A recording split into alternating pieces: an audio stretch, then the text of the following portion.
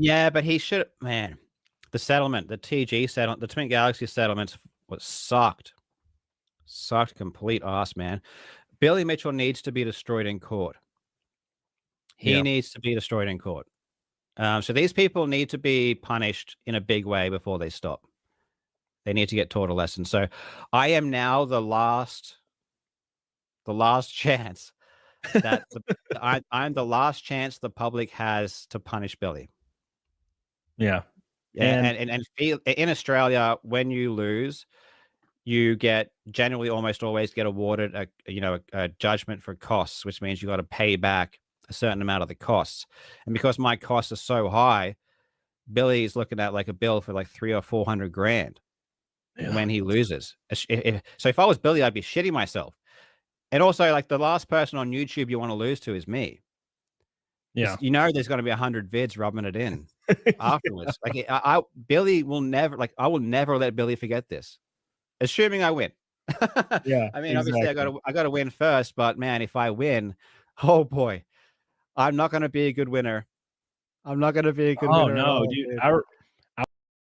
If I have all this good fortune, if everything's rolling my way, if all these balls have bounced in my favor, there's some poor bastard out there who's getting the screws put to him.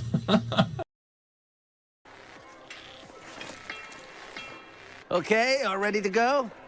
Let's get started! I'll start the game.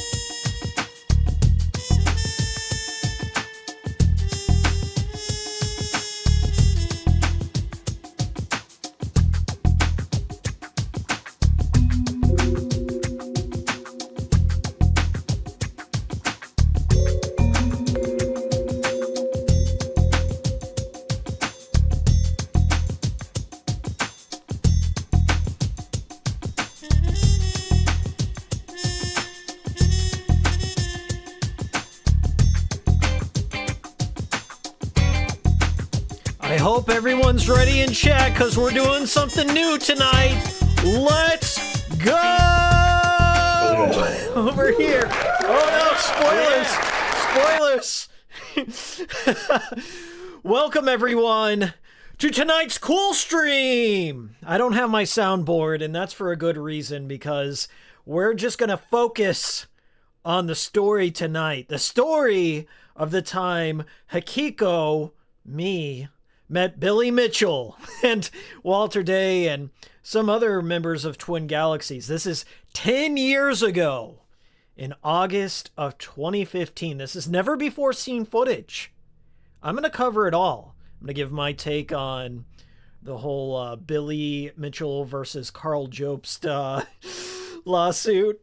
But before we go back in time, I just want to give a shout out to everyone for joining us tonight. I have been sitting on this footage for about 10 years. And to kind of like give a weird new context, a weird new life to it, because Billy's obviously been back in the news. He has won a judgment, I believe, of about like $1 million dingo dollars. he won a lot of money from Carl in his lawsuit.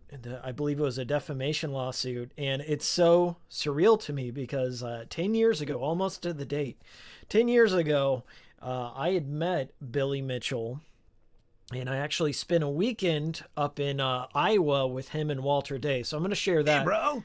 We've got our first super chat of the night from somebody who was there with me, King David in here. He says, I'm looking forward to hearing about this. I still remember it so well. It was a lot of fun. Everyone give David a like in there.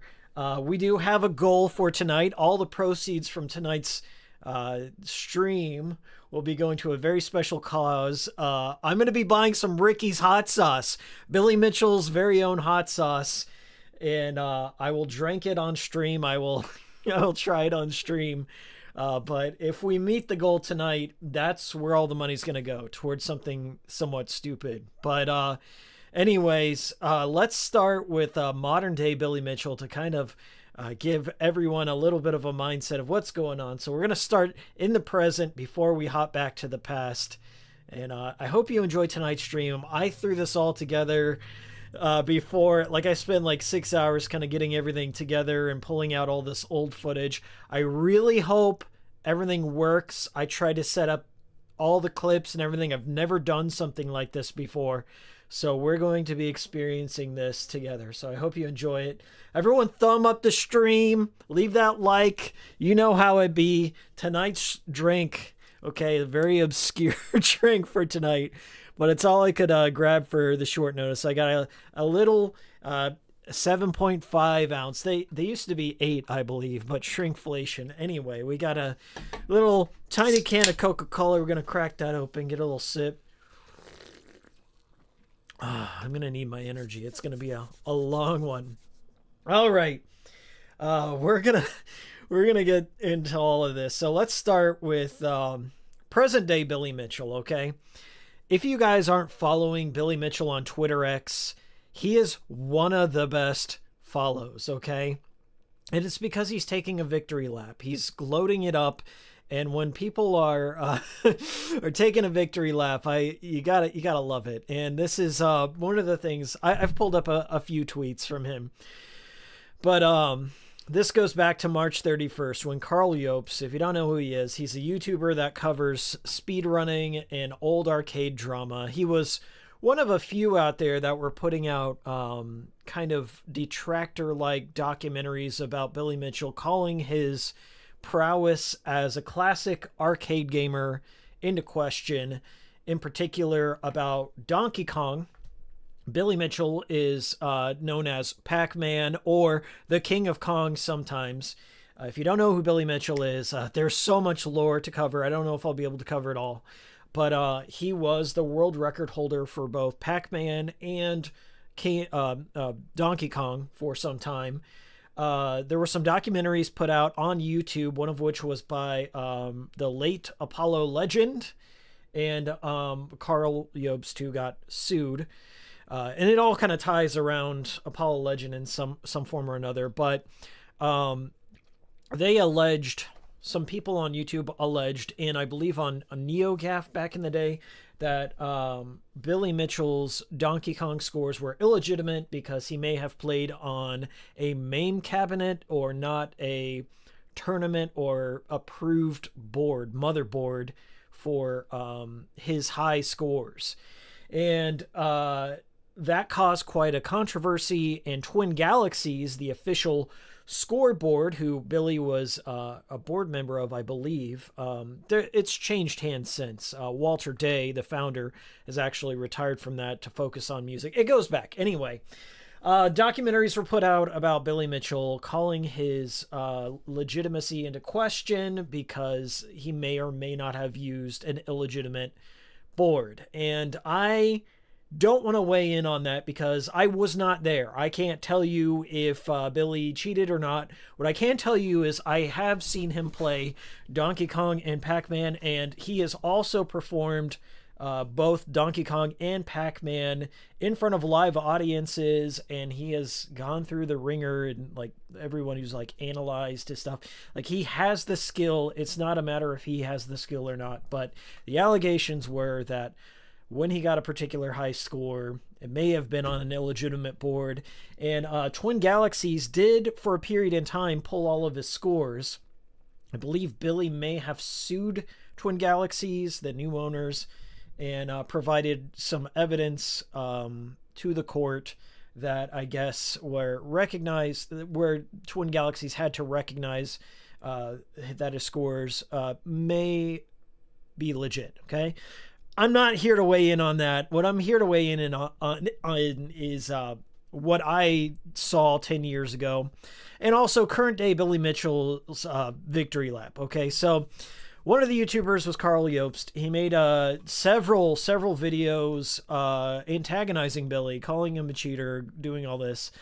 And one of the biggest allegations in that is Carl alleged that Billy may have been responsible for the suicide of a YouTuber by the name of Apollo Legend.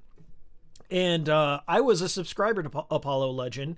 I actually watched his I guess you could call it a suicide video that he uploaded to YouTube when it happened, and it was so crazy. Like it was up, it was down, but Apollo had made a lot of allegations for why he was taking his life. Primarily, he was talking about medical issues. He was in chronic pain.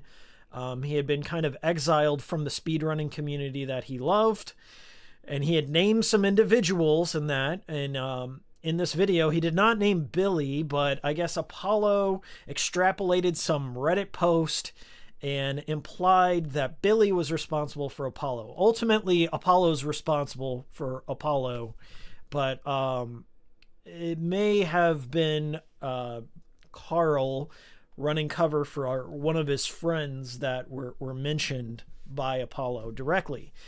Anyway, the stupidest part is Carl found out like that this Reddit post was illegitimate, and he offered a retraction because like Billy was going to sue him, and Billy did sue him for alleging that Billy was responsible for Apollo taking his life. And he offered a retraction at the end of a Dark Souls 2 video. I don't get the logic, but he offered that. You know, like, I may have been wrong, Legends. And anyway, it's too late. Billy said that it affected him in ways like where he wasn't being allowed to go to cons. Like, he makes money not only from his hot sauce business, but he goes to cons, and it also like brought his character into question, like if he bullied Paul Legend into that act. And anyway, that's kind of like the long and short of that. Carl, in the public eye, had mischaracterized why Billy was suing him. At least that's what people believe, is that he mischaracterized why he crowdfunded money because the way it seemed to be framed, alleged, right, is that Carl was raising money because he called Billy a cheater and all this, but it was actually about defamation, alleging a suicide. So Billy won his lawsuit. Carl lost his appeal, and I believe Carl owes upwards of $1 million, like, dingo dollars, Australian dollars. It's bad. It's real bad for Carl, and I'm not a legal expert, so don't take everything I say with a grain of salt. But what I am interested in is whoever is running Billy Mitchell's account on Twitter right now is having a field day. So we're going to go over some of these tweets of Billy's victory lap. Now, some people don't believe that Billy is running his own account. He may have like hired some Zoomer to tweet out for him. I personally believe, from what I know about Billy, that he is actually in touch with all the internet lore and stuff. Billy is an old head, okay? He has been around on the internet since time immemorial. He's aware of the memes. He's like watching all the drama channels. He's tapped in. So this tweet here kind of captures like what this whole victory lap's about. So on March 31st, Carl put out a tweet that says, "I lost. The judge found Billy to be a credible witness and believed his entire testimony. From that point, unfortunately, there was really nothing that could have saved me. I will now obviously consider my options." And then, like, he got community noted that says, Jobst was unable to defend at least 5 separate claims he made in his videos about Billy Mitchell. The legal challenge primarily contested videos which implied Mitchell's prior behavior and legal actions may have contributed to the suicide of YouTuber Apollo Legend. and then the best part is Billy replied, RickySauce.com, discount code CarlLost for 10% off. So if we make the goal tonight, guys, I will be using that Carl Lost discount code, and I'll buy some Ricky sauce, and we'll do it on the next stream. So Billy, or whoever's running Billy's account, has been putting out some of the best tweets, the best content lately. So let's go through them. Here's another one. Billy Mitchell says, King of Kong since 1982. King of Carl since 2025. And down below, RickySauce.com, discount Carl code Jobst for 10% off. A shrewd businessman, an entrepreneurial spirit right on display here. Gotta love it. We got some more. That ain't it. This one's probably my favorite. Face of the Felted. Right here. Face of the Felted. Ricky's world famous sauce makes albino shit gold. That's a great one. Maybe an all-time. An absolute legend, you might say. All right, here's another one. Somebody was calling out Billy for taking a victory lap. $1 million victory lap. Why not? Like, Billy's almost 70 years old. For the past 6 or 7 years, his name has been tarnished, dragged through the mud. He hasn't really had a voice on this because he's kind of a boomer. He's been trying to defend himself in the public space, but he has this villain persona that he has leaned into, of course, but he has that reputation. So people have been dragging his name through the mud. So let the man have his moment. But this guy named Avelia says, you know, I fully support the memes and jokes because you're both public personalities, but I would watch out, including him in promo videos. He might have a case for a lawsuit in that. Billy ain't scared, and what he says is, maybe you're right. Should I post a retraction at the 28-minute mark of my next Dark Souls video? Referring to Carl's half-hearted retraction in a random Dark Souls video. If that is legitimately Billy, that is an all-time classic rebuttal there. He ain't scared at all. All right, so number 4. This is so good. Billy even reposted this himself. It was so good he had to do it again. We had to get a rerun. So Carl in Discord, mind you, he should have never kept a Discord. It's a bad look. When you are in a legal battle, the first thing you should get rid of is Discord. If you have your own server, you need to nuke it. You need to clear the records. Maybe not, I guess. If you go into Discovery, that may look sus. But you shouldn't go to Discord to gloat. You shouldn't use as a hug box. You should only be communicating with your lawyer. You should not be making a series of videos talking about your case, making big predictions or claims like we saw at the top of the stream where Carl kind of gloated and had a little lesson in hubris about like all the things he was going to do to Billy and all that. So people were taking these same tweets that I'm showing you now and posting them in Carl's Discord, and Carl says, "Stop posting Billy's tweets here." And then Billy had to say, "Please stop reminding me of King Billy. He is based and selling ungodly amounts of hot sauce at rickysauce.com with discount code CARLOS." Oh, man. It's a little hot sauce in the wound for Carl there. Okay, moving on. We got a few more. Oh, okay. So right here. So Billy loves Discord. He loves Carl constantly posting in Discord because he dug up some old screenshots from 2023. Like, this has been going on a long time, but some prime examples of Carl's gloating here. And Billy just posted them without like any commentary, and here they are. This is how bad it got.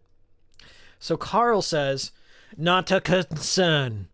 Seriously, Billy will be bankrupt soon." Bold claim right out of the gate. Cragger89 says, "Ooh." Carl says, "I'm not joking in any capacity." And Cragger89 says, I wonder if he's made any effort to plan for that possibility. Surely he's been advised or sought advice. I think I'm giving him too much credit there." Carl says, "He moved all assets out of his name." And I don't know that if that's true or not. Carl's been given a lot of bad information about Billy, so I'm taking that with a grain of salt here. I almost said sauce. A grain of Ricky sauce. but then there's this. This is the best part of these Discord logs.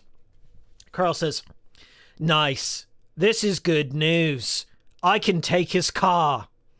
What a douchey thing to say. "I can take his car."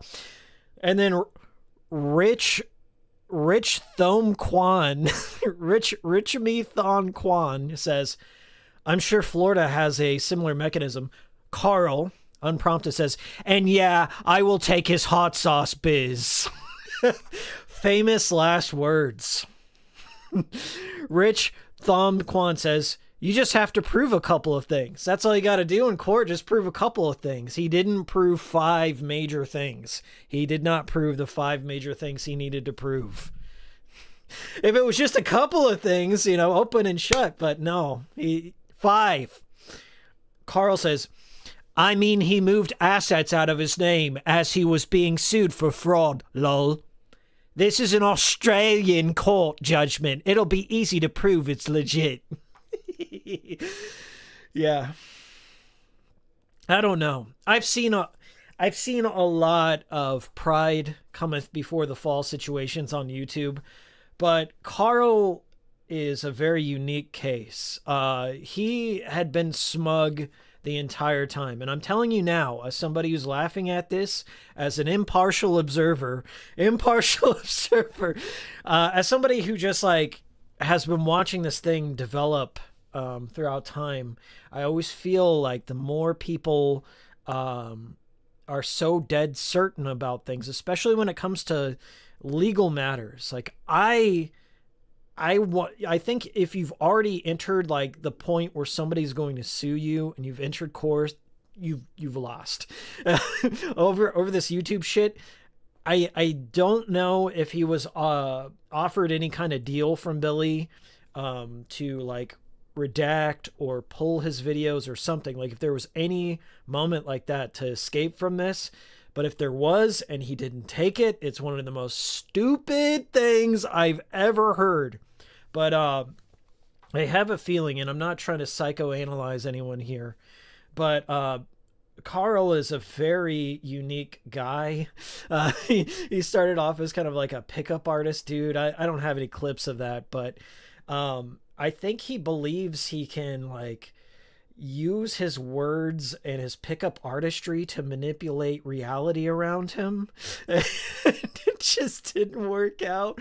But he, I think he, to be real, I think he felt like he had a high, like a runner's high, like he had a victory lap himself over the completionist. Like around this time last year, a little bit earlier, he had called out the fraud of the alleged fraud of the Girard the completionist, the Open Hand Foundation, and I think he was so dead set because he may have had he may have had Girard dead to rights that he thought that everyone would back Carl, including the courts, when it came to Billy Mitchell. And I think he also had some money from Notch, the creator of Minecraft, like for his legal defense fund. Like Carl had a substantial amount of people backing him and in his corner, but he may have framed the whole court case a little differently than what the public perceived. And Billy, he's been around a long time. He's an old head. He's one of the first shit posters, one of the first trolls. And I'm sorry, but you can't compete with somebody who has it crystallized in them. Like, you know, Carl, this is a new field for you. Billy has been at it for decades. Anyway, and Billy himself has even called out cheaters, and there's like a particular cheater that's mentioned in The King of Kong, Steve Sanders, who Billy's been friends with, and called him out and made him come clean and stuff like that. So like Billy has experience in the same field, and he definitely knows more about it than you or I. Anyway, that's modern day Billy there, just as a friendly reminder. If I have all this good fortune, if everything's rolling my way, if all these balls have bounced in my favor, there's some poor bastard out there who's getting the screws put to him. All right, so we're gonna jump back 10 years. Let me try and set the stage here, and thank you to everyone who's in chat right now. I know you're in here and you got a lot of questions. Throw a super chat. We check our goal, by the way. We're 1/10 of the way there, 10% of the way to some Ricky's hot sauce. Hakika will drink it on stream or whatever. We're gonna have some fun. So we're gonna flashback. This is back in August of 2015. I had a friend from college that told me that a local theater in my town was going to be showing The King of Kong in a fistful of quarters. And that's one of my favorite documentaries of all time. I guess you can say it's a documentary or a movie. It's a little bit sensationalized. The events were kind of out of sequence, and the director kind of added a bit more drama than what had actually happened, which Billy will talk to you about in the upcoming clips. But my friend said, hey, they're showing The King of Kong at a local theater in town. You want to go see it? And I was like, well, yeah. So I was already like on board to just go see the movie. And he goes, oh yeah, by the way, a couple of people from the movie are going to be there. I was like, what? And so I went on the website for the theater. It said, oh yeah, Billy Mitchell and Walter Day will be there, and they will be showing off the documentary and doing a Q&A, and I lost my mind because I think King of Kong had like come out in 2006 or 7, maybe 8. It's around that era. And I was obsessed. That was like one of the first documentaries that I felt noticed in, gamer documentaries. It's one of the best gamer documentaries out there for sure. And if you haven't seen it, you got to pause the stream and go watch it, then come back to the stream, because there is a bit of context there. But essentially, King of Kong in a Fistful of Quarters is a documentary about Billy Mitchell, the King of Kong, the Pac-Man King, the high score setting, Twin Galaxies, which is the old scoreboard for arcade records and video game records. Some say it's the foundation for modern esports. Back in the day, we're talking about the 80s, the 70s and 80s, nobody really kept records of high scores on arcade machines. It was all kind of like locally based, town based. People would write it down at the laundromat and what have you. And there was a man by the name of Walter Day, and I've got a photo of him, so we'll show you who I'm talking about here. So on the far right, there is Walter Day. He is the founder of Twin Galaxies, and I believe he had his own like little video game, like public access TV show, and he would gather kids and teenagers from all around the U.S. and they would compete for the high scores on all classic games. We're not just talking about Donkey Kong, Pac-Man. We're talking about like old Atari games, NES games, and all that good stuff. And that's Walter over there in the referee outfit. Sweetest man in the world. In fact, if you guys didn't know this, by the way, we just got an amazing super chat. Let me shout that out real quick. Mr. T, thank you so much for the $50 super chat. Yo, Miles, here's $50 for all 3 flavors of hot sauce. Jesus. Okay, now I gotta do it. Don't stop for the goal though. Just keep it. If you got a super chat, please put it in. Let's try and hit that goal. But Mr. T, now I got to do it. So the hot sauce is going to happen. Thank you so much, Mr. T. Okay. So Walter Day is on the right. He's in the referee outfit. He is still good friends with Billy Mitchell. And believe it or not, there's a sequel to King of Kong coming out this year. It's being shown right now about Walter Day. I believe it's called Love in Arcades or something like that. I'll have to double check on that, but there is a documentary about Walter Day coming out because Walter has retired from Twin Galaxies and now he's a music producer. And I believe the documentary centers around his unrequited love for this woman. He had wrote hundreds of love songs for her, and it's about like him reconnecting with her. And he's, out of all the people I met on that night, Walter Day is one of the sweetest humans I've probably met in my lifetime. He's like the #1 champ for video gamers. If it wasn't for Walter Day, we may not have had esports or record keeping, or he helped legitimize video gaming in the United States. In the middle there in the pink shirt, that is Steve Sanders. Steve Sanders lives in my city. I believe he was a lawyer or at least a paralegal. Steve Sanders is in the documentary King of Kong. He is the one who was accused of cheating. He was accused of cheating and faking his Donkey Kong high score, and Billy calls him out on him on the score, and they go head to head, and Billy just absolutely swamps him. And then Steve made up like ridiculous scores that just could not be achieved, and Billy called him out on that and made him confess. And Steve at the time, by the way, had a book. He had a book that he was selling about how to be the best gamer and all this shit. So like Billy called him out on it. Steve fessed up, and Billy and him became friends over the years. And, you know, Steve was there, and I've got a clip of Steve where he kind of talks about it, and he's just taken it with grace and humility ever since. I also got this really cool photo. I got to sit down and chill with Steve Sanders and his son.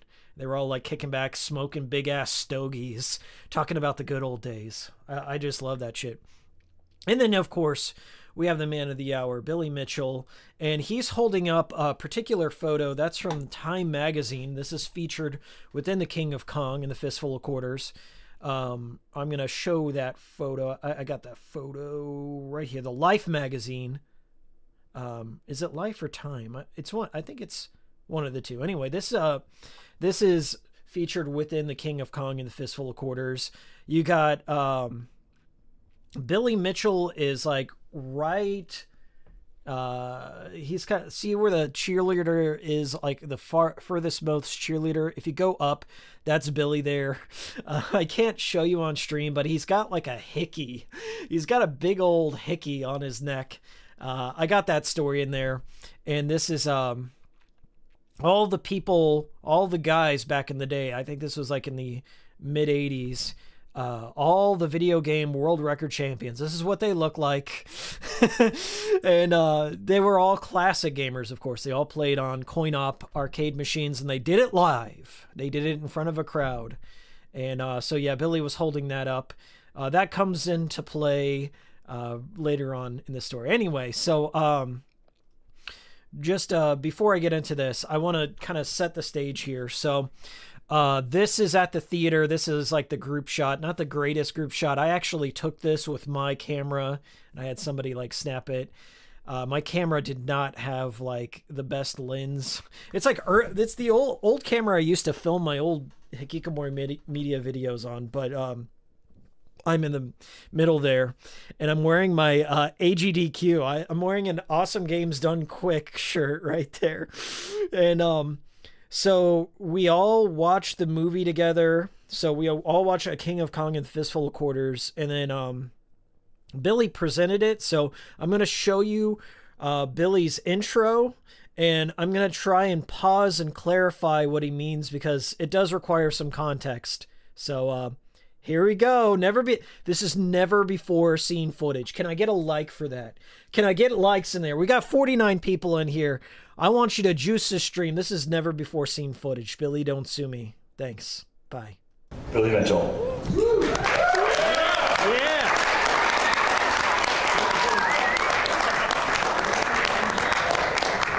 I just want to comment right here. He lives this image. He always has the American flag tie. He was wearing an all-white suit, and he had white leather loafers. He lives the meme. He embraces it.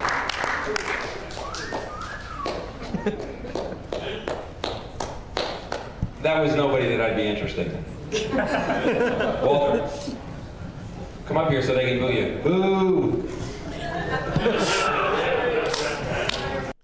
Billy's just teasing, like he and Walter are homies.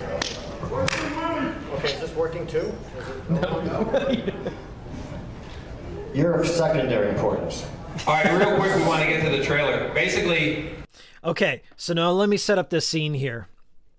Billy was... there was a Kickstarter for a feminist gamer documentary called The Princess is Not in Another Castle. And Billy showed the trailer for that. And I looked everywhere for this movie. I looked for the trailer. I saw there was a Kickstarter pitch video for it. So I have not been able to find this movie. And I have a theory on what happened to this movie. But Billy's going to set it up for you. Anything that promotes or pushes competitive video games, we're behind. We're absolutely behind them all the time. The truth is, some movies are made to have fun with us. It doesn't matter. We're still behind the movies because it pushes and promotes competitive gaming. I was in California. I knew they were working on a film called No Princess in the Castle. And there's a girl walking around. I had no idea what she was doing, but she was 6 foot tall and she had purple hair. So I did notice who she was. And then on the third day, finally she came up and she said, "Billy, can I interview you about something?" I had no idea what she was interviewing me about. Okay, so I know some of you are thinking in your head, Billy knows that he's about to encounter a feminist director for a documentary about girl gamers. And he kind of plays a little four-dimensional chess. He already knows what's about to happen, and this is an amazing story. And I said, sure. And she says to me, she says, "I'd like to know your position." She says, "This is for No Princess in the Castle." And then it clicked. She says, "I'd like to know your position on women's place in competitive gaming, or the lack that women have in competitive gaming, or how they're denied their position in competitive gaming, and what you think about that." So I thought for a quick second. I was certainly supposed to give her a real controversial, hardcore Donald Trump answer. And Donald Trump, he doesn't have anything on me. Believe me, I know how to dish it out. It's true. I've read his tweets. This is true. Donald learned a few things from me. But anyway, I thought about it for a second, and I gave her an honest answer. You could see she had her mic, and she was intense, and she was ready for the dirt I was going to deliver. But I said to her, I said, I think it's really lousy.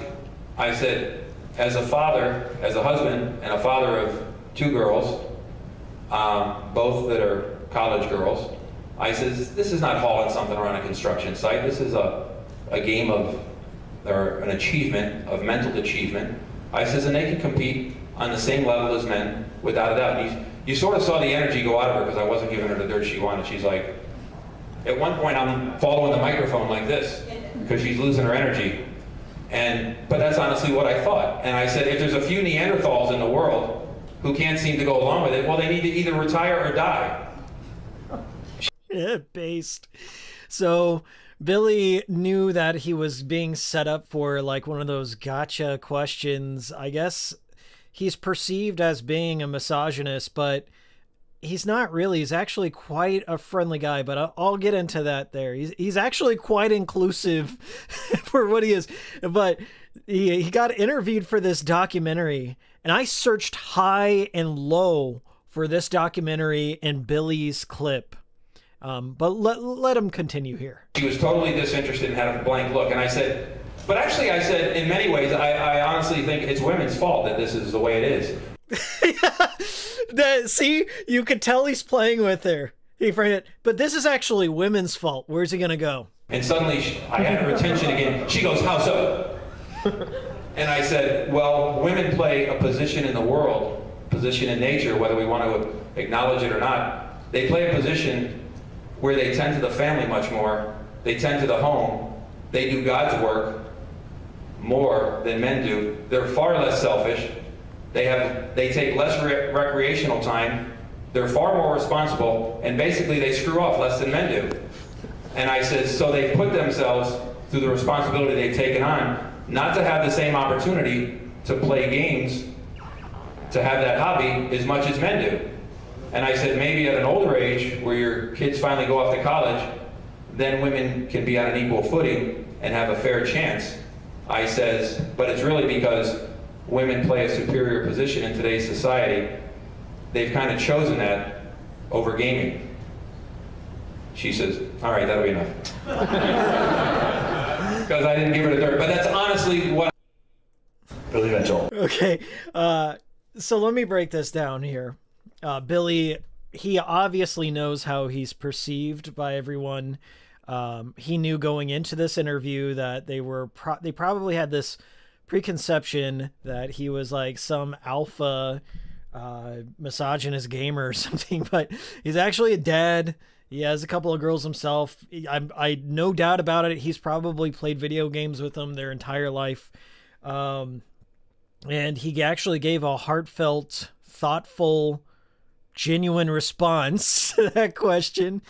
And that's kind of the impression that I took away from like getting to know him. And I only got to spend like a weekend with him, but he was like really going out of his way to kind of put other people on a pedestal, even though he kind of played the heel every once in a while. That's just part of his nature. That's what people expect from him. But one of my favorite Billyisms that he does is he goes, I says to him. So if you hear him talking and he goes, yeah, I says to him, he just got that old mob boss kind of tick. I love that about him. But anyway, so Billy mentioned this documentary he got interviewed with, and he kind of like deflated the director with his response because he didn't give him a controversial response. And I looked high and low for this documentary. I saw the Kickstarter page, but I couldn't find the actual movie. And I believe what had happened was this footage was either bought or put into another documentary called Girls Game. And it's on YouTube. You can watch it on YouTube if you want. I kind of skimmed through it for Billy's part, but I did find the clip that Billy got interviewed for, so we're about to play it on stream. Please don't DMCA me because this is fair use commentary, copyright section 32. All right, here we go. I found it! Thumbs up for finding the clip. This was hard to find. The fact of the matter is, they can do it just as well as a man. And if there's a certain number of men out there that still believe that it's not a woman's place, well, then they're Neanderthals that just have to die and go away. The fact of the matter is... Let me play that again. Just as well as a man. And if there's a certain number of men out there that still believe that it's not a woman's place, well, then they're Neanderthals that just have to die and go away. I did not edit that in there. That's how they transition it. It's perfect. Just a smash cut to Ricky's habanero extra hot sauce. But that was insanely hard to find because this was buried in an hour 20-minute documentary up on YouTube, and sadly the video had only gotten like 80 views or something, so it was really buried deep. But I found it. He gave him and he also, in this documentary, I watched another bit of it too. later on, I didn't clip it, but I'll tell you. Later on in this documentary, these two women made a King of Kong musical where they parody the events between Steve Wiebe and Billy Mitchell, and they are so unkind to Billy Mitchell. Like, they've got like the shittiest pube beard and like mullet attire and everything. They do not let easy on him, but let him off easy. But Billy actually went and attended that musical, and he supported the women, and he was like a good sport about it. So I just thought that was kind of cool. It's called Girls Game. It's on YouTube, but this next clip I'm about to set up here kind of characterizes the image that Billy tries to lean into, and like why he's okay with being portrayed in the way he was within at least the King of Kong. Maybe not everywhere, because he's been portrayed kind of negatively in other films like Pixels. I could very easily play the part of a bad guy or someone who's anti-anybody, like anti-women. And if that makes a good movie, I don't care. And I told him, I said, if I'm in the movie, you better not edit it and take me out. I don't care if it's negative. So I'm interested to see what happens, because it doesn't matter if it's negative. I thrive on it. It's awesome. I love that. I truly believe this is like the essence of Billy Mitchell. He was dormant for a long period of time. Like, he was the King of Kong. He had a dormant period of about 10 or 12 years. And then like this documentary King of Kong, like he had the big resurgence, and he's played, or at least portrayed, as the villain in there.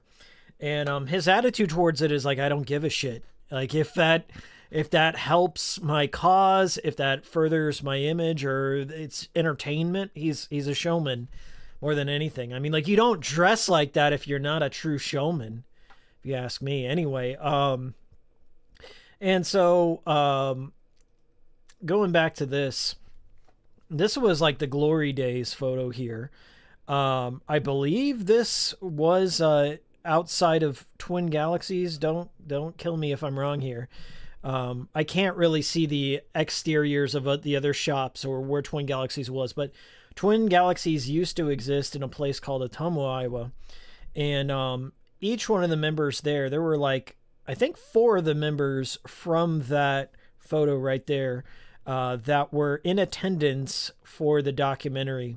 But only 2 of them came up, or 3. There was Billy Mitchell himself, Walter Day, the referee, the founder of Twin Galaxies, and Steve Sanders, who got caught cheating at Donkey Kong. He was one of the first, we'll say.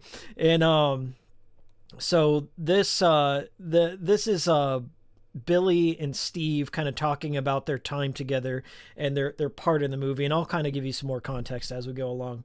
But anyway, we got 46 people here in chat. I want to shout out everyone. I see 40 likes in there. Share out the link. Thumb up the video. We still have a goal, despite Mr. T coming in there with the big $50 dono. If we get 8 more donations, we are definitely doing hot sauce, and it definitely helps out the channel too. So thank you all. So this next clip, it's called Billy Calls Out Steve Sanders. I think there's another bit in here too, so I'll contextualize it. So yeah. What was Billy's first video game he ever played? Period. The question is, what is Billy's first video game he ever played? So little background lore. Well, this is where I don't truly know the answer, and I would kind of make up something that sounds about right. Not the first one I played serious, the first one I ever played. Yeah, just the first time I ever played a video game, it's like, oh my gosh, this is awesome, I love video games. Oh, it wasn't awesome. Because I was a pinball player, and video games began to come out. Video games were a change from pinball. And as you might tell by looking at me, I don't really adapt to change real well. See, he's really self-aware, so everyone who memes on him and stuff's thinking he's deluded. He's not. He deliberately... It's a choice to get out of bed that way, okay? It ain't an accident. So I'm going to guess that it was a driving game, Daytona 500 or 280 Zap. I'm going to go back to the Life magazine photo shoot, because every time I watch this documentary... It's Life This is what he's talking about, Life magazine. The first thing I noticed is this weird, mysterious bruise on your neck. It's not a bruise. What is that? What was the bruise on your neck, Billy? Explain, come on. Well, at least you're a gentleman, say Bruce. He likes to say Hickey because he was jealous. And the truth of the matter is, I actually don't remember. But being that I was 17, if it was a Hickey, it wouldn't have been anything I'd deny. That's right. I might deny who gave it to me, but I actually don't remember. Yeah, he may not remember, but I do. I don't recall. You do? You were there? I don't recall what her name was, but I saw. Oh no, it was nobody you would know. That's for sure. I saw. Should I find this photo? I'm gonna put a little thing. Okay, one in chat if I should find the Billy Mitchell Hickey photo. Two in chat if I should move on. Okay, we're gonna take a little moment here. So chat, one in chat if you want to see the Hickey photo. Two in chat if we're moving on. All right, I'm gonna try and look for it anyway. The thing is, like, when you type in Billy Mitchell Hickey, it comes up with, it autocorrects to Ricky, his hot sauce. I'm gonna say kid, Billy Mitchell as a kid. I don't know if I can find this. This is like a very specific thing to have in your Google search history. Billy Mitchell, we'll just say life. Oh, I think I found it. This is going to be really hard. Okay, so he's got his like centipede world record. It's very, very hard to see though. Like, it's better in the documentary, but it's so low quality on here that I don't even know if it'll show up. But we're gonna try. We're gonna do it for the content, for the Kino. All right. So let me see what a chat says here. Okay, what did chat vote on? Chat says a field of ones. Ones in the. We got to see the Hickey photo. So this is like what Steve is grilling him about. Okay, let's see if I can pull this in, and we're gonna do some insane zoom in here. Okay, you can kind of see it. Let's zoom even more.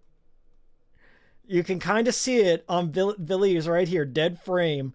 He's got a little bit of a Hickey there, but there's actual video footage of the Life magazine event that's shown in the documentary, and he's got this big old Hickey on there, and he's got his ratty 17-year-old mustache, just kind of like what I'm rocking right now. But that's what Steve's grilling him about right now. All right. Her neck the day before and the day after. That was no. No, you didn't. He was too busy licking his wounds from when I whipped his arse. Well, going back to that day there, Steve, and Billy called you out on your fraudulent score. Yep.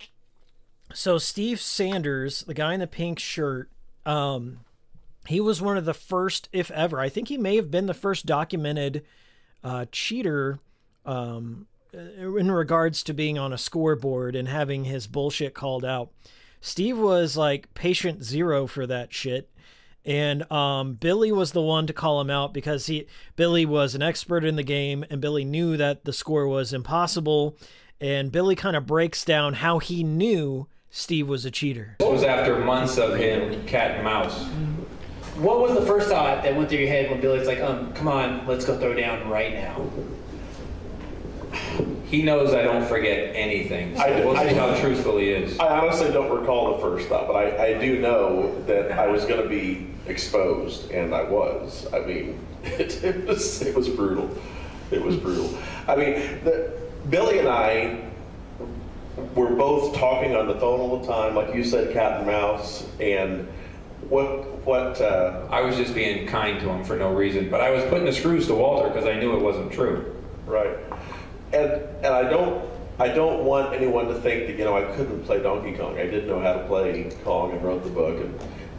So Steve Sanders mentions that he wrote a book on how to play Donkey Kong. So to put it in a context, in the 80s context, Steve Sanders was the he could play, he had skill, but he exaggerated some of his scores, and he was also an author, and there weren't many, if any, how to play game books out there. Like, so there was a lot. This was a huge deal when Billy called him out, and Billy, went to Walter, who was the official record keeper at that. So this was a very, he had to get it all right. Like, Billy had to be certain before he called out Steve. And had good scores, but I didn't have 3 million.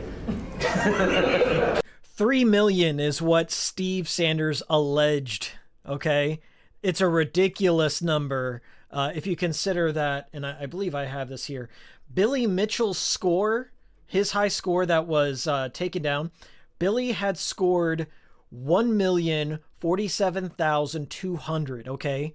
Billy, that was Billy's score, like when he actually got put into there. Steve had claimed 3 million. That is a huge spread. Okay, just to put it into context, that's how big the lie was back then. Well, the score he claimed to have was 1,400,000. Just so I can remind him. And he had talked about level 22 because he had set his game to 7 men, not 3. He played on an easier setting, and he did get there. So he knew something happened on level 22, and so he did have some knowledge of it. But the fact of the matter was, we played, and he got to go first. And he got 190,000 points. So, to put it into perspective, Billy called him on his shit. Billy knew that Steve was playing with extra lives. He was playing on the easiest setting. And that because Steve had, like, cheesed his way to some of the later boards, he noted some, like, particular oddities. So he had some knowledge of the game. But Billy challenged Steve to play head-to-head. And when they played head-to-head, Steve only got like 190,000, which is like, okay, it's like 20%, no, 2% of his alleged score, something like that. It's bad. In his game, and to give you an idea, 190,000 points would turn any head in any arcade in the world. You would absolutely be the center of attention. I mean, it is that good of a score. And so then he had to sit down and he had to watch me play. Look at Steve's stance right there. He's sitting down, listening to this story, just taking that shellacking. And he watched me get 849,000 on my first guy. So 849,000. So they played head to head. Steve got 190. Billy got 849,000. Okay, it's bad. An embarrassing upset. It whacked me. And the fact of the matter is that when I turned around, every light, everything was off in the arcade, and every face was on the screen. And the huge difference between games today, and I mean even Donkey Kong today versus 82, was in 82, we didn't own our own machines, and we didn't have MAME or any ability to play again and again and again. There was no YouTube videos to find out what somebody else is doing. And so that's why Billy says, I mean, there probably weren't 10 people in the country that could get more than 300,000. That's true. And I try and stress this when I talk about like how games, this is before my time. Okay. The whole arcade retro coin op scene it is a test of skill unlike any other, and memorization and absolutely locking in. And that's what makes documentaries like The King of Kong and Chasing Ghosts and the like so compelling to me, because there was no frame of reference. Like Billy or Steve couldn't go on YouTube and share strategies or adopt strategies. Everything was word of mouth or live.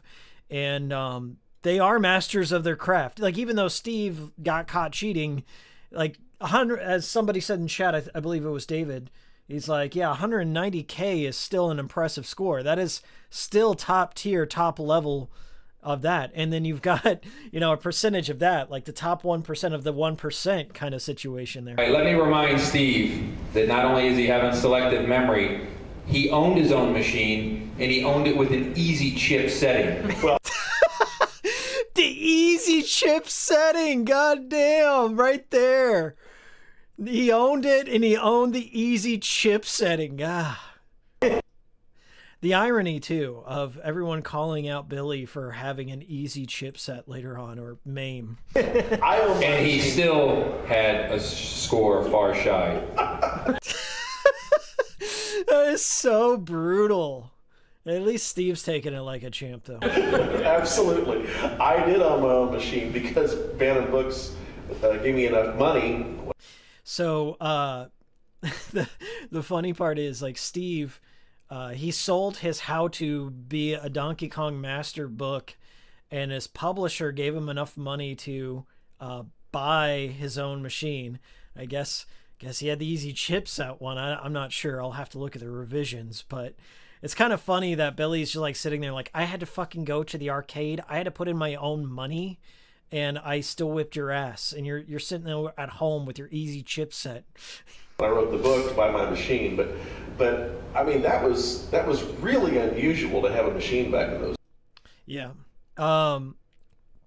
Okay, so this next clip, if you guys, as I said, if you haven't seen King of Kong and Fistful of Quarters, I think you should. It's one of the best documentaries, but using the term documentary is a tad of a misnomer. Many people in retrospect have come out to claim that it was heavily edited. Some scenes were presented out of sequence. So one thing that happened on one day and another thing happened on another day were spliced back to back. And it looked like it was in a linear thing, but it's not.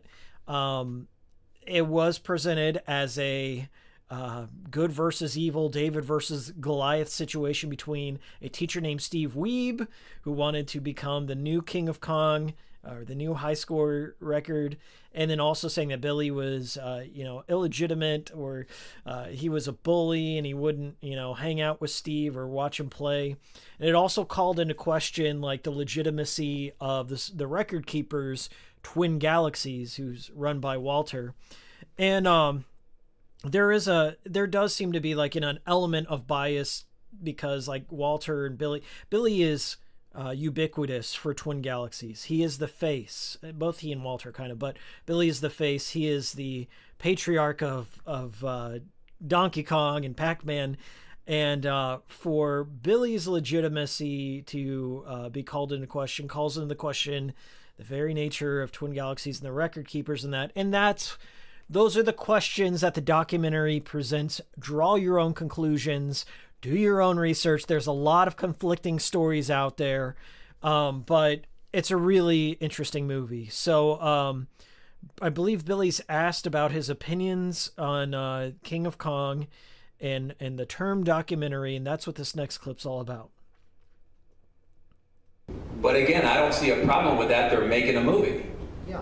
Okay, the movie got a 99% rating. Pixels got 18. Oh, okay. So the question was, somebody asked, like, how do you feel being portrayed in other media? Like, Peter Dinklage, who's a dwarf, played a Billy Mitchell caricature in this shitty Adam Sandler movie called Pixels. Billy Mitchell was also portrayed in a negative light in Regular Show and a few other things, but somebody asked him how he felt about his cameo in Pixels. Obviously, he wasn't in there, but he took it like a champ. So let's reset that. But again, I don't see a problem with that. They're making a movie. Yeah. Okay, the movie got a 99% rating. Pixels got 18. So people say, how come you weren't in the Pixels movie? Because I got 18. Was the Steve Wiebe in like some crazy Hollywood movie, 4 Christmases or something like that? He was in Pixels too. Yeah, was he? I didn't see the Pixels. Seth Gordon has put him in all of his. Oh yeah, Pixels. I guess Steve Wiebe had a cameo in Pixels. I've never seen that trash. I know the creator of Pac-Man's in it for some reason. There's like a giant Pac-Man that eats things, but there's a really funny thing involving Pixels. Don't let me forget this, by the way. Don't let me forget this, but there's something really funny I'm about to show you revolving the movie Pixels and Billy's feelings on it, okay? Sucked anyway. Well, Steve Wiebe, 2 producers, and the director, they actually have ties that go all the way back to grade school. They sat down and they had a beer, They tell the story and they tell it to a newspaper. They sat down, they had a beer, and they decided the plot of the movie. He's talking about King of Kong. He says that Steve Wiebe, who's his rival in the movie, rival in quotes, knew some of the producers and people involved in the movie, and he said that before anything, they had already decided a storyline for this documentary. That's what Billy's saying here. He's a blonde-haired, blue-eyed guy. He doesn't make a good bad guy. Not at all. And I certainly know how to. In another interview, Seth Gordon says he determined the direction of the movie before he ever met Billy Mitchell. But that's what I mean. If it's a movie, then that's fine. If it wasn't me, he could have picked somebody else. But to sit there and say that it's been investigated or it's truth is just silly. You know, when I brought to the attention of the media that Tim Serby was actually the guy who came in between me and Steve, they put out a release that said, well, we tried to verify that score, but we were unable to. Unable to. It was in the Twin Galaxies database. And there was a tape. And they said, after all of the filming and after all the questions and after all the conversations and investigations, everybody determined, especially Brian Koo, that Billy was the champion. So we went with that. So they made Brian Koo that authority. Brian Koo, by the way, is that weird guy who goes around in the movie saying like, "Oh, there's a potential kill screen coming up, guys. You might want to come over here and check out." Brian Koo. I recently rewatched King of Kong before I pulled this out, and he's one of my favorite parts because I don't know where he got his money, but there's like this really rich guy who retired at like the age of 30. And all he does is he goes up and he hangs out at Fun Spot, which is the arcade where a lot of this takes place. And he just goes around like reporting information back to Billy. He's kind of like his lemming or what have you. I don't know if that's true in real life. I don't know what Brian Koo's up to nowadays, but it's just kind of like a fun dynamic they play up. If Brian Koo's the authority, Brian Koo said he was at Steve Wiebe's house and said Steve Wiebe's a liar. So they kept tripping over themselves because they wanted to call it a documentary. It's a movie. So that's Billy's position, that King of Kong is a movie with an actual plot line that was prescribed before everything was made into this documentary or whatever. He said that the producers and the director and everyone kind of decided on how they're going to frame this narrative. And when you're an editor, there's a lot of choices you can make on how you present tone or how you present scenes, how you juxtapose certain things. And Billy says, while some of the events were true, the way they framed it causes it to fall out of the realm of documentary and call in the legitimacy of certain events. So, I mean, Billy, he's obviously likes the movie. He just presented it for us in this clip, and we watched it together, and he kind of lives the meme. But for many years, as I said, I feel he's been like unfairly portrayed or there's the persona and then there's the person, if that makes sense. There's the legend and the hot sauce salesman, and that's a good transition of any to get into this next bit. So I've got living proof right here that I witnessed. I was in close proximity with Ricky's hot sauce. This is Billy. Billy carries this with him. Like anytime he gives a big event, he's always repping that sauce. And I want to turn something really funny. Okay, this is gonna blow your mind. So we're gonna blow it up a little bit here. But take a look at the right. Oops. Okay, take a look right. Let's blow this up just a little more. Right here, dead center here. You see that? They made fun of him in the movie Pixels, so he decided to take their branding and sell it as hot sauce. All right? He didn't give a fuck. It was a marketing opportunity. Brilliant. And then you can see his other stuff. He's got King of Kong sauce there, which I do want to try. That looks like a Verde kind of sauce. I'm not sure if it's Verde or something, but it looks like a good Verde sauce, and that's my favorite kind. He's got his wing sauce in the middle. Apparently that's the best out of all of his sauces. He's got some hot sauce there. He's got his own Billy sauce, and there's Walter Day sauce, and that's about it. So I know you all want to get lost in the sauce. Let me see ones in chat if you want to get lost in the sauce, if you want the origin story of the hot sauce. Hikiko didn't just show up to the stream ill-prepared. I know what you wanted, and I'm about to deliver it. Let me see in chat. Ones in chat if you want the origin story of the hot sauce.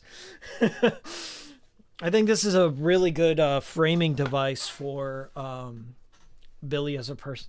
We're getting ones. Was there any doubt? Was there any doubt in this chat? Somebody asked, was the Pixels hot sauce licensed? I really don't know, but Billy's a showman. Billy's really funny, and he's not scared. He's not scared of a lawsuit. So I'm just going to say, my guess is it was unlicensed, and Billy just slapped it on his hot sauce, said, fuck it, I'm going to make some money off of this. So why not? I don't know. I don't know is the real answer, but it's still funny to me. All right. Unanimous ones. All right, so this next clip is Billy's hot sauce lore. Okay, he's going to tell you how he got mixed up in this.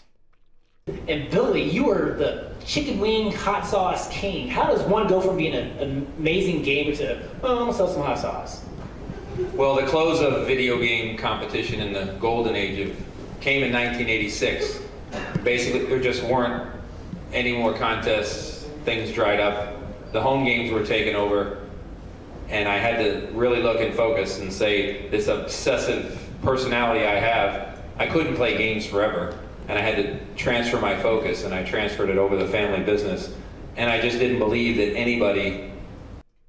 So this is like a really kind of a sad story if you pay attention to what he's saying. 1986, Billy would probably be in his early 20s at that point. And he was saying that, like, the arcades were dying at that point, okay? The arcades are dying now in Japan, by the way. They finally are, but it's at that point, the arcades were dying because there were home consoles. You had the Atari, the Magnavox Odyssey, the NES was either out or just about out, Master System. So he kind of saw the writing on the wall. He was aging out in a sense, or at least he thought he was. And there weren't, like, televised video game competitions anymore. So you think about, like, you know, child actors, child stars and stuff like that. Like, that's all they know. And for Billy, the majority of his life at that point, all he knew was, like, playing Donkey Kong and Pac-Man, Centipede. Like, these are things, these are not really transferable skills, but he knew that if he didn't make a practical choice, he was going to end up in a very bad position in life. So he took over the family business. There's ego here. Not anybody could do it as well as I could, and I became obsessed. And I tell everybody this story. If you read the story in the newspaper, you know, my mother had this formula for hot sauce. My mother didn't even know how to spell hot sauce. Okay, and it was a little old guy who knew everything in the world about hot sauce who mentored me. And he passed away. But since then, I created additional formulas. But the fact is, I took the obsession I had to be the very best, and I simply focused it on that business, knowing the value of delayed gratification, which I was taught through video games. The truth is, I actually worked in my dad's restaurant, simply earning a meager living, while I developed an entrepreneurial business of hot sauce. And I actually worked it for 12 years before I ever got a single dollar. And it was... So that's kind of heartwarming in a sense. He took over the family business. He was working with them for like 12 years. And I guess he wasn't making any money at the time, but he was developing secret hot sauce formulas. He had taken all that like autistic arcade energy, and then he took that power, and that is very powerful shit, okay? very potent shit, and he applied it to hot sauce. So he's really hyping up this hot sauce I'm about to order after this stream.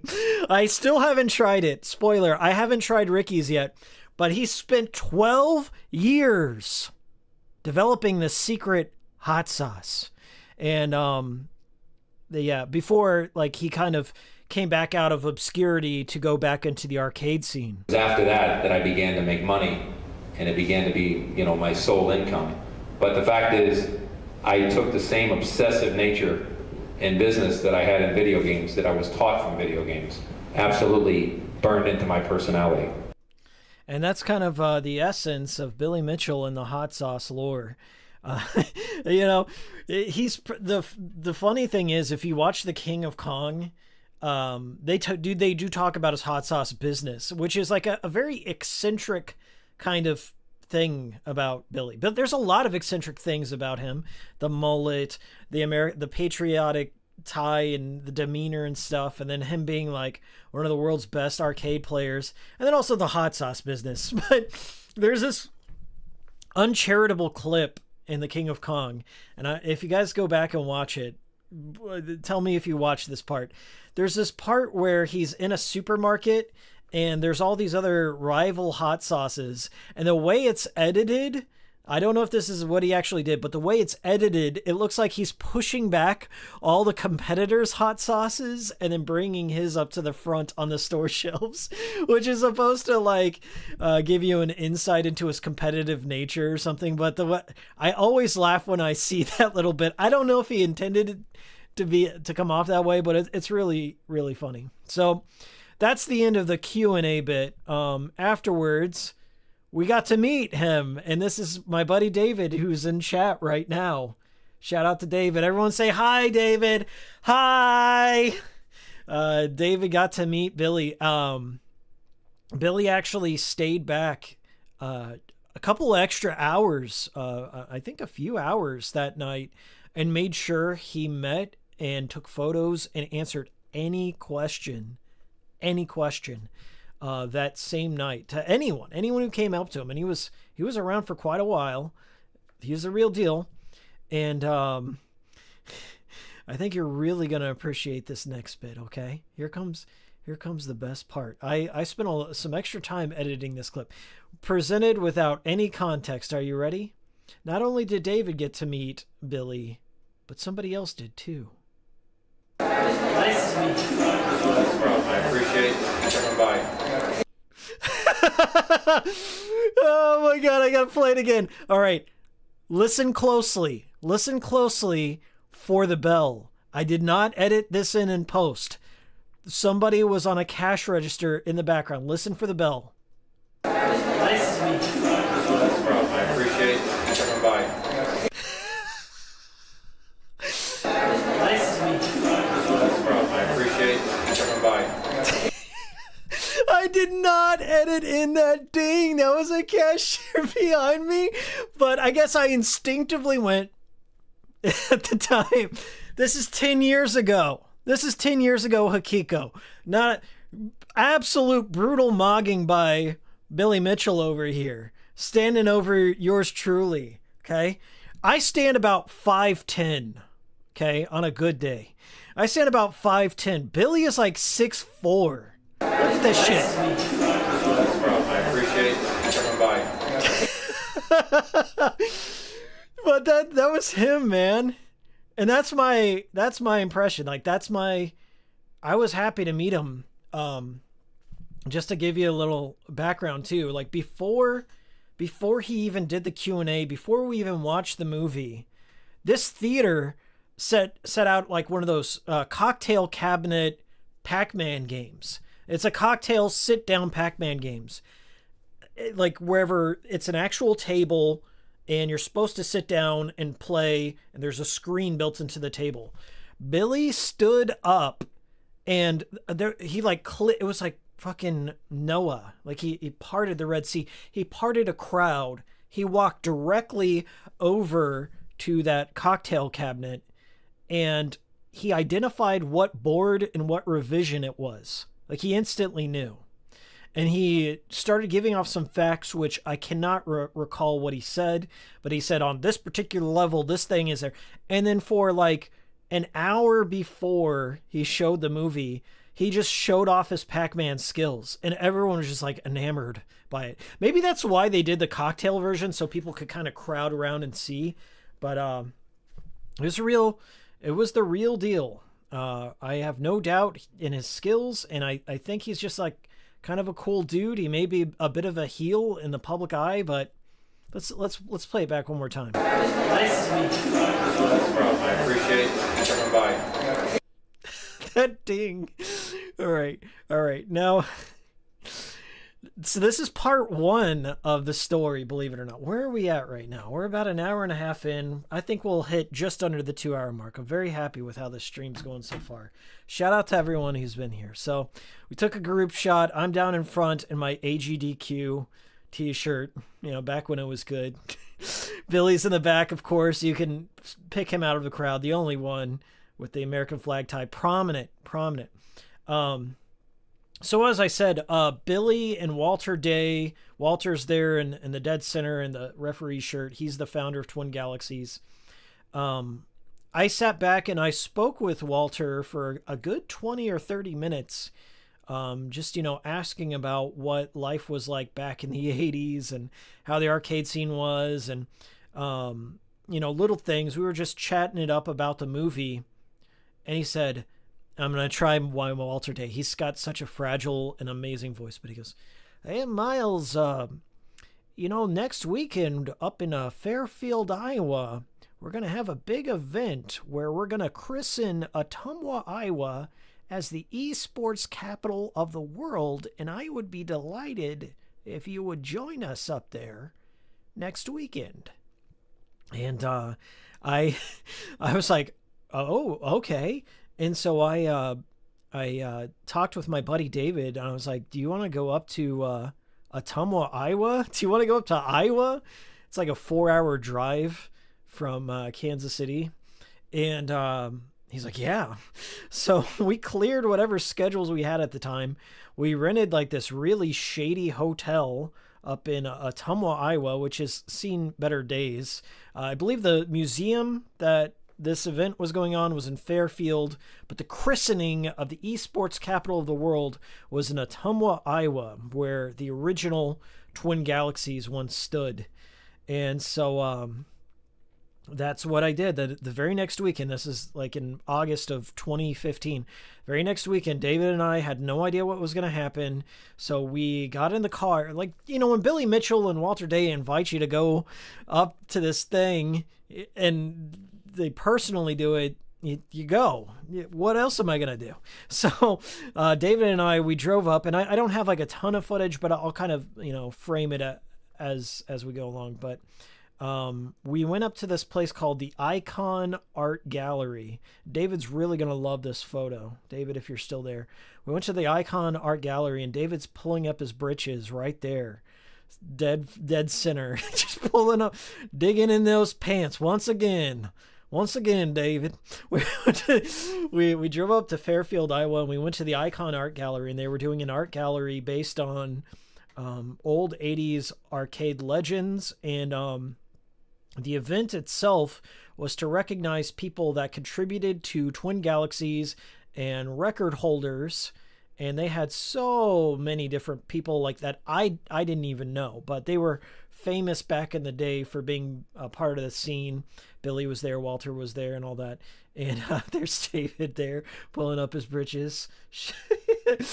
And this was the event. I'll try and read that, but it said Saturday, August 15th. I guess they changed the date because I guess it was supposed to be the 2nd, but it was rescheduled apparently.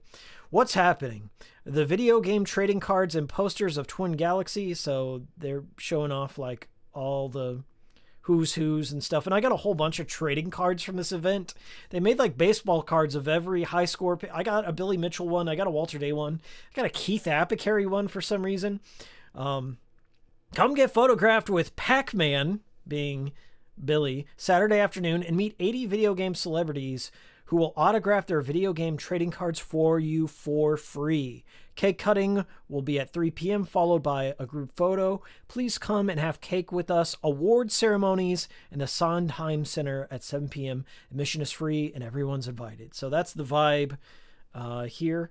And as I said, I don't have like a ton of footage of this gallery because I just feel weird filming people. Like, you know, I feel okay filming Billy because he's a public figure and stuff, but there were a lot of like families and stuff, so I didn't want to film that. But I did film this next guy here, and this next guy, just to give you like a dose of the vibe in this place, there were I would say esports players or whatever, old coin-op arcade high score guys, okay? Guys that ate, slept, and breathed all this Donkey Kong, Centipede, and all this Joust. Joust had a big prominence there. And this guy that we met, David and I met, had told us that he had quit his job to be like a full-time gamer, like a full-time like classic gamer. And this is like in 2015. Okay, this was like well past the prime of arcade gaming and stuff, but I got about like 20 minutes of footage of this guy just because I was so enamored with how he was breaking down each board. I'll play a little bit of it so you can get the vibe of it, but the cool thing I want to point out is you can see his reflection on the marquee on the glass of the arcade of the Donkey Kong board. So we got to see some Donkey Kong. Right there. Which is right there. Yeah, you can make that jump. And then, so if you look at the springs, they bounce in the screen, and they land kind of on the top of that yellow pulley system. If they land far to the right, we call that a long spring. If they land to the left, kind of half and half on the left side, we call that a short spring. So on this one, you want to wait for a short spring, and then run left and up the ladder on this first. This shit is absolutely Kino to me. I know it looks like I'm smiling left. I'm living this guy's dream because you know he's well studied and well versed, and that's the vibe of everyone at this event. Is they wanted to share in their passion and let people know like why it's special to them, and it was extremely inclusive. What can I say? There were people of all types there. So long, really long, short, and I had a little pause there, but you get used to it. Basically, you move a little bit and you wait for it to land right in front of you, and then as soon as it gets over your forehead, you can run. Okay. So here I'll do the star pattern this time. The star pattern. Let's watch the star pattern. Is you want to be able to use the bottom hammer. So what you do is you get that, jump back across, and you come up this side, and skip that rivet because you're going to clear it with the bottom hammer in your possession. Okay. Cross over and you try to get 2 fireballs at least. One of the worst scenarios in Donkey Kong is to have 4 fireballs on the right and 1 on the left. So you can see kind of him in the reflection. He's absolutely locked in to this game of Donkey Kong. And he's also telling you all the different patterns to try and what a bad loadout's going to be. He was mentioning the fireballs. Like if they're all on this side, you're bad news, bucko. And so imagine that. There's like, I don't know, there's like 3 or 4 different arcade machines. There's various people like, you know, floating in and out of this museum, listening to all this kind of like nice ambiance of, you know, old arcade players and then the new blood coming in too. I think one of the guys from the Nintendo World Champions, like when they did the revival of it, they were there, not the actual champion, but some guy who participated in it. So I was just chatting it up with these guys. So this stuff is absolutely fascinating to me. And it's you don't have something like this anymore. You don't have this kind of presence.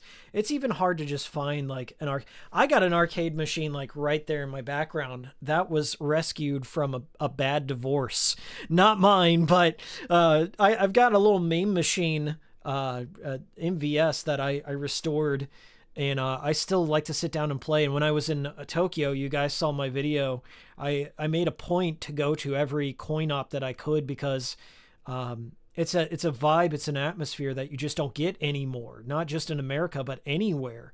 They're really going the way of the buffalo if they're not already kind of extinct. That and the drive-in, don't even get me started. I'm so depressed about that. Anyway, so at this museum, at this art gallery, lots of different high score guys were getting recognized, and Billy was recognized. He knew facts about everyone in that art gallery. He knew everyone's names. He knew cool facts about them. If they like to drink cherry Coke, all that sort of stuff. He was sitting and like, you know, recognizing everyone else before himself. So once again, I saw a different side than that's typically shown. And I feel like the most important person that was recognized there that night was the founder of Twin Galaxies. So I got a little clip here, and this is so sweet because this Walter's such a sweet guy. So we want to honor someone. The man who honors us. The man who has honored us. Walter.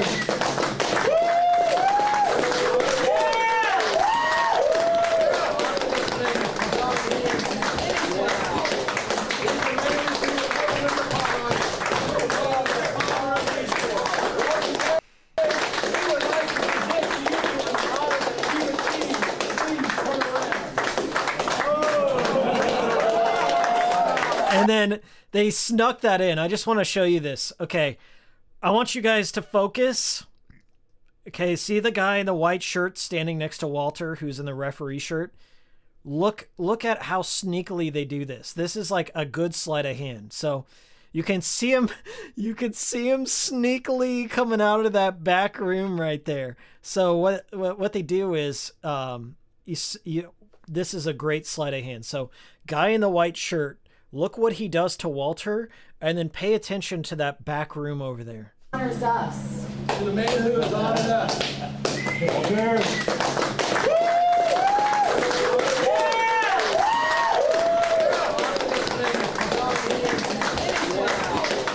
Boom! Right there. Snuck it right in.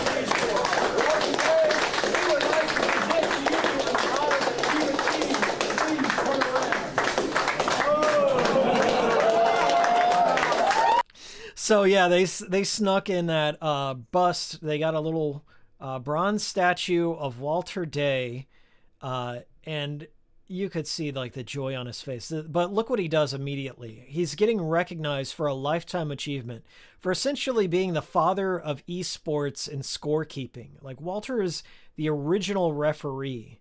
Okay. This is like a lifetime achievement. They snuck in this bust that everyone donated to make happen. Look at what the first thing he does is.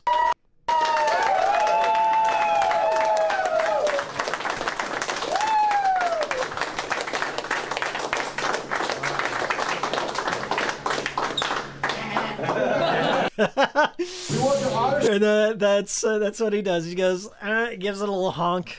I think he makes a comment later on. He's like, is that really what my nose looks like? And then here's a up close shot of it right there. Look at that. That is Kino. Well earned, my friend. Well earned. So yeah, there exists a bust of Walter Day somewhere out there. I believe it's sitting in either a museum or an arcade somewhere. And so he was recognized for that. And as I said, like Walter is a really sweet human being, and he has a movie coming out about his life, and I want to look that up. Just so, he didn't ask me to do this. Nobody asked me to do this. I just did this myself. I think it was on Billy's Twitter that I saw it. So we gotta take a little trip back to Billy's Twitter, which is always a pleasure. So let me pull this up real quick. But they're making a movie specifically about Walter Day's life, and Walter is kind of a prominent figure within the King of Kong movie. So when you watch it, he's kind of like he's the founder. He's the founder of modern esports. He's the founder of kind of the video game rules as we know them. And he's ultimately just a good human. But he does show off like his music and all that too. There's a bit of that in King of Kong. And he's been interviewed for a few other things. I think G4, if you guys remember, G4 television for gamers. There's an Icons episode, I think, about Walter and his life. But yeah, that may be around on YouTube. I'd like to sit down and watch that. I'd love to do an old G4 watch along or something on the Cool Stream once. But I found a poster of Walter's new movie right here. Let's adjust that for y'all. It's called Arcades and Love Songs, The Ballad of Walter Day. I believe Walter is now 80, or at least close to it. He's a old chunk of coal, but this is kind of like one of those somber movies that it's going to talk about, his founding of Twin Galaxies and stuff.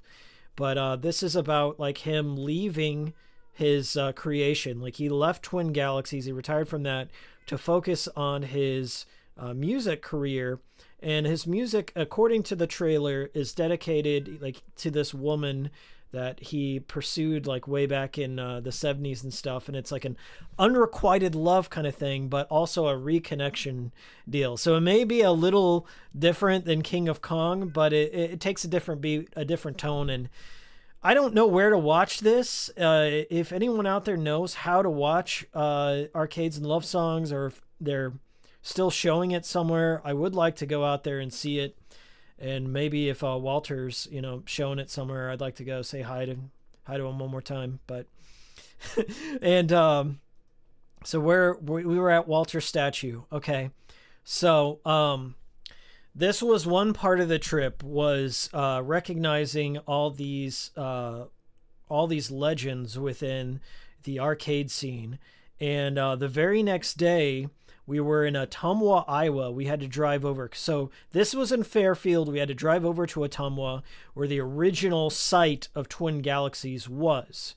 And it was kind of an emotional moment for all involved. But this was to christen. There was an event the next morning. They had the mayor of Ottumwa out and everything to christen the city as the esports capital of the world. And I have some footage of that. A lot of people spoke, but I only took Billy's, and Billy's got a little inspirational speech. So here we go. Things aren't easy to do. People always ask me, how do you achieve this or how do you achieve that? If it was easy, everybody would do it. It was Ottumwa. It went through the early days of blood, sweat, and tears when we really had no direction. We were just running and hoping we would find a direction. And as I knew Walter from the years and years and went on, slowly we began direction, and that's what's brought us here. Always remember that. Don't ever let anybody tell you anything otherwise. Always remember that the blood, sweat, and tears where it began, that which was not easy, is what makes it so special, like anything else in life.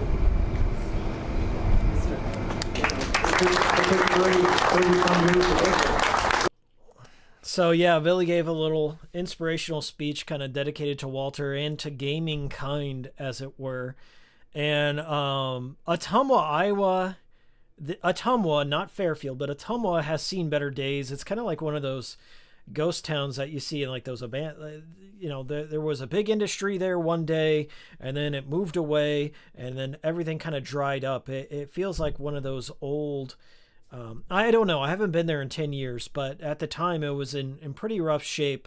So for if we want to, like go back in time, back in the glory days of Twin Galaxies and stuff, when it was a bustling metropolis, like if you go back and watch King of Kong, you can kind of get a glimpse of the time capsule of what Ottumwa used to be.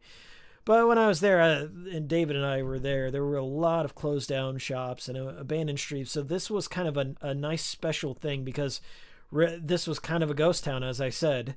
And so there's a plaque that hangs there, and I don't know what the place was. I think it's a laundromat now, sadly, but where Twin Galaxies used to stand, there is a bronze plaque that says, "The historic birthplace of organized competitive esports." And there's like a whole history of it here, but you can get that from King of Kong if you'd like. And it's got a little photo of what Twin Galaxies used to look like in the marquee and stuff like that. And it was a nice little moment. What can I say? It's like such an obscure thing. There's almost like no footage of this day out there. And sadly, just because like I didn't know how to like organize this into a video. I just sat on this footage for so long. And then after I started reading Billy's Twitter, I was like, maybe now's the time that I should tell this and, share off this, my personal impressions of meeting Billy and the members of Twin Galaxies. And really, we're coming to an end of an era in general. Video gaming is kind of not what it used to be, for sure. And the spirit of Twin Galaxies and coin up arcades is something that I'm nostalgic for. Like when I was growing up, arcades were dying or near death anyway. Like, Mortal Kombat kind of brought back arcades and competitive arcades for a while. But I mean, as I said, consoles killed the arcade star. And there was a lot of different crossroads. There's a lot of different paths people took because consoles, the thing I cover the most, killed and pushed all these people out. And esports, as we know it, is a far different world than what it used to be. Hey, we got a $20 dono from Hermit. Thanks, Hermit. Peak stream. Everyone give Hermit a like there. Thanks for the $20. Looks like the next stream will, or at least I'm going to order this Ricky's hot sauce. And whenever it decides to show up, I don't know how shipping's going to work, but I'll order that Ricky's hot sauce. And then one of the streams this month, whenever it arrives, we'll do a taste test. I promise you this. So yeah, that's the story of how I met Billy Mitchell. How it kind of ties the past dictates the present and all that. But we kind of talked about a lot of different eras in time, the present, 10 years ago, and then also the 80s and stuff like that. But we've got a little bit more time. I planned for about a 2-hour stream, but this was a great stream. I'm surprised I didn't fuck it up. It took me a long time. I literally had to clip out everything and adjust the audio levels and get things together. But let's get one more time. Nice to meet you. I appreciate you coming by. I appreciate you coming by, in the words of Billy Mitchell. Also, take a look. I appreciate you coming by. Hold on. I didn't get that. We're almost there. Okay. Nice to meet you. Look at the text. Look at the subtitles right there. Red, white, and blue. I got that red drop shadow in there for our man. Coming by. Appreciate you coming by. Appreciate you all coming by tonight. But yeah, do yourself a favor. I think King of Kong and Fistful of Quarters, and there's a companion documentary that I think that was shot concurrently by a different team called Chasing Ghosts, which is also really kino. And then Walter's new movie, if you look it up, Love in Arcades, I believe what it was called. Let me see, Love Songs in Arcades? Arcades and Love Songs, excuse me. If you see Arcades and Love Songs anywhere, if you look it up and you find out how to watch it, go watch it. Support our boy Walter. Walter also has a cameo, believe it or not, in Wreck-It Ralph. Have you guys seen Wreck-It Ralph? Hey, we got another super chat from David. Thanks so much, David, for $5. David says, I'm so glad he kept this footage. I haven't seen any of this before, and I had sadly forgotten a lot of the details. Thanks for this. Yeah, that's David. David was my companion on there during the trip. So shout out to David. I believe David drove us up there. So we had such a good time. Let me see if I can find a Wreck-It Ralph. So Walter Day has been immortalized, believe it or not, in Wreck-It Ralph. He is kind of a cameo character, but he also kind of saves the day in Wreck-It Ralph. He's got his own Disney wiki page.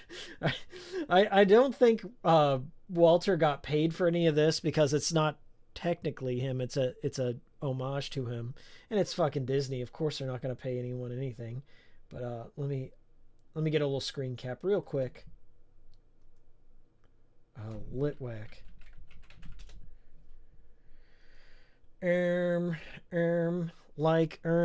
Stalling. Sorry, I'm doing this live. That's the problem whenever you I mean, we made it this far. I consider this a pretty good stream. I didn't mess up too much so far. So here we go. This is Walter. If you've watched Wreck-It Ralph, Walter's cameo is right here, Mr. Litwack. And he sadly has to, like, there's a glitch that happens to the Wreck-It Ralph machine. Oh, there goes one of my lights, telling me that's almost time to go. There's a problem with the Wreck-It Ralph machine. There's a glitch, so he has to put it out of commission. And then, like, Wreck-It Ralph hops over to Sugar Rush, which is Sarah Silverman's game. And anyway, Mr. Litwack is like the real MVP in all of Wreck-It Ralph. So there's some more Walter Day lore. He makes a cameo in that movie, and I think he was asked about it at that night, but I couldn't include it in the stream for time. But anyway, yeah, that's him. That's the guy. All right, guys, we've got less than 10 minutes on the clock. So it's been a banger stream. I don't really want to push my luck, but I had a great time tonight. I didn't think I was going to pull it off because, as I said, I had a hard time getting this footage. This footage was sitting on an old hard drive, and I just remembered it because of Billy's wild tweets. And I watched The King of Kong, and I was like, oh, my God. I actually met this guy, and I went out, and I went up to Ottumwa, Iowa, and all this. So... all right, let me read a little bit of chat here. Let's see. Kano and the zombie of House of the Dead are in Wreck-It Ralph, says Video Game Stupid. Yeah, there's a lot of neat little cameos. I'm not a huge fan of Wreck-It Ralph. I feel the third act of Wreck-It Ralph spends too much time at Sugar Rush. I feel like if they were really going to do it, he should have popped into more games. Sonic's in it. Zangief's in it, Bowser's in it before the Mario movie. I think there's another Wreck-It Ralph movie called Breaks the Internet. I've never seen it, so you'll have to tell me if it's any good. David says, it was a blast. I mostly remember the weird Fairfield game store and the guy with the fake Southern accent. Oh, yeah. I don't have any footage of this, but David and we went to a retro game store in Fairfield, Iowa. And there was a neckbeard guy that had a long ponytail, so you know he knew his shit.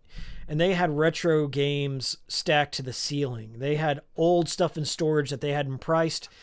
And the guy with the ponytail, he was one of the owners of the store. He had an NES Zapper that he had modified, and he turned into a taser, and he stuck it in David's face.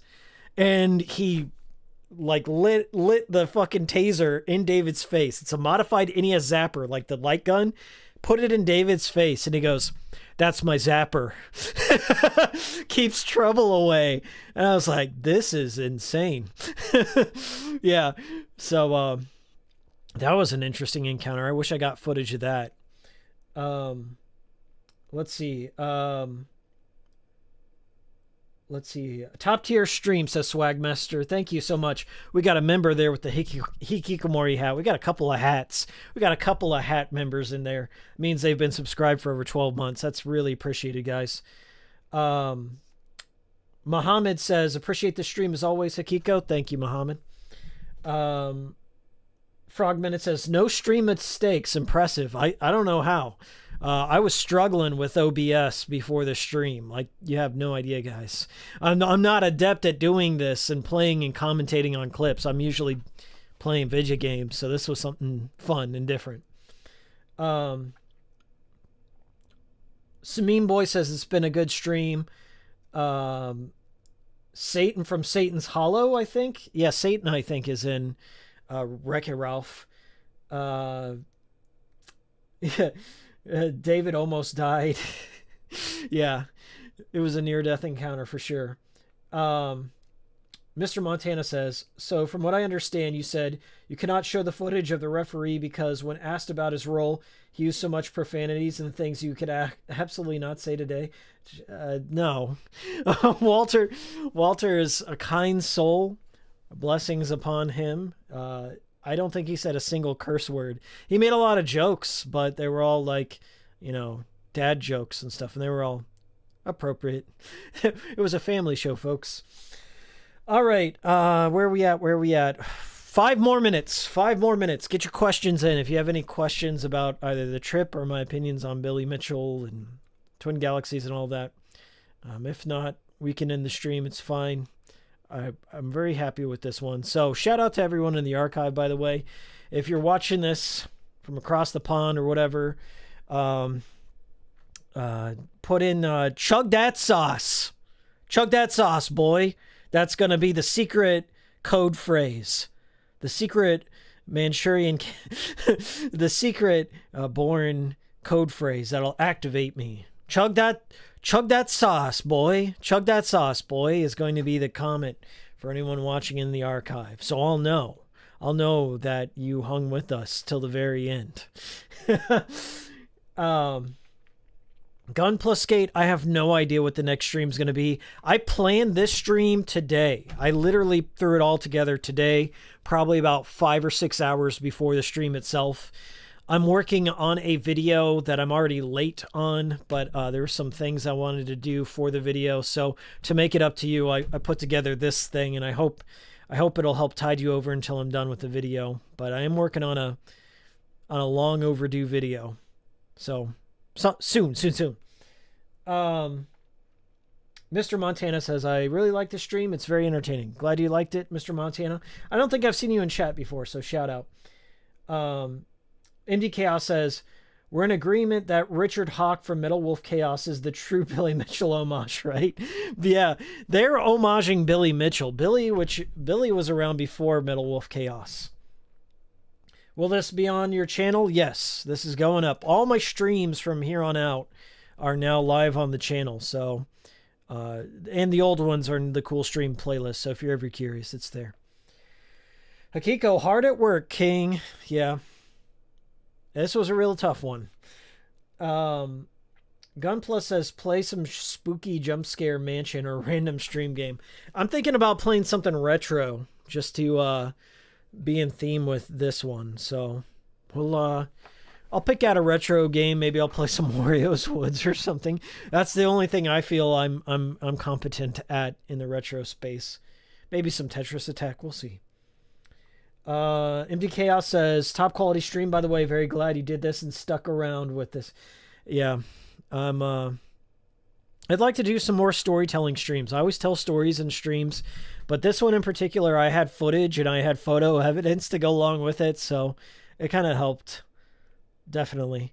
All right, 3 more minutes. 3 more minutes on the clock, and we are out. Shout out to everyone. Thumb the stream. Give it a like. I see we got 40 people in here. Give it a like. Helps boost. It's the free option. We had so many generous donators tonight that I have no choice but to buy Ricky's hot sauce, so I'm going to figure out how to do that after the stream. I think there's a variety box that you can get multiple flavors, so I'll get the variety box. Maybe I'll make some burritos or something, or some birria or nachos or something. Some nuggies. I'll just buy some nuggies and dunk it in there. I mean, you're supposed to have it with wings. It's wing sauce, so maybe some nuggies will suffice, and I'll just buy a 20-piece or something like that.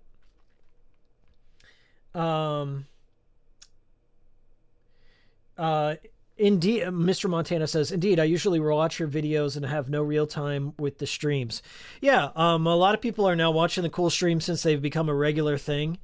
And I've been doing the Cool Streams for, I don't know, 7 years or so. And they haven't been a regular thing. They've been an every once in a while thing, but people seem to enjoy them. And I like to engage with people and let them know. It's the modern era. In 2025, if you aren't streaming, you are being kind of buried in the algorithm, and you're not really building like a continuity, a consistency with your audience. So I think it's important. Plus, it's fun. It's just fun to catch up with everyone. The playlist channel says favorite regular show episode. I don't know if I have a favorite episode in particular, but I think I remember an episode where they played Atari together.